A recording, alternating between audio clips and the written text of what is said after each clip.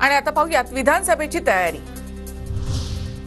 लोकसभेमध्ये सर्वात जास्त जागा काँग्रेसला मिळाल्या। महाविकास आघाडीच्या सरकारमध्ये मुख्यमंत्री काँग्रेसचाच असेल, पृथ्वीराज चव्हाण यांचा दावा।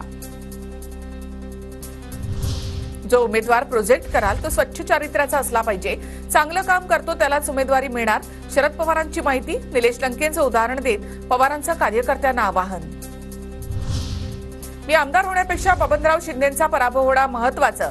रणजितसिंह शिंदेला तिकीट दिलं आणि पवार राहुल गांधी जरी आले तरी पराभव होणारच। टेंभुर्णीमधील महाविकास आघाडीच्या मेळाव्यामध्ये बोलताना संजय कोकाटे यांचा जोरदार निशाणा।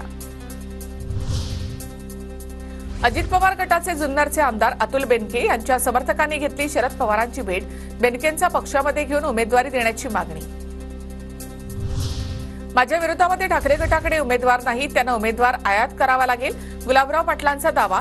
तर उमेदवार आयात करायचा की निर्यात करायचा ते आम्ही ठरवू, संजय सावंतांचा पलटवार। आमच्याकडे संघटन म्हणून जे आमच्या काळात होतं ते राहिलेलं नाही। त्यांना माझं आव्हान आहे, ज्याप्रमाणे तुम्ही लोकसभेला आयात उमेदवार दिला होता तसा यावेळेसही देणार आहेत का? संभाजीनगरमधील कन्नड विधानसभेवर अजित पवारांकडून दावा। अजित पवारांचा व्हिडिओ व्हायरल। संतोष कोल्हेंना कन्नड विधानसभा लढवण्याच्या सूचना। संभाजीराजेंची स्वराज्य संघटना आता महाराष्ट्र स्वराज्य पक्ष। निवडणूक आयोगाकडे नोंदणी। सप्तकिरणांसह पेनाची नीब। पक्षाला आयोगाकडून चिन्ह। भाजपचे उमेदवार आता पदाधिकारी ठरवणार।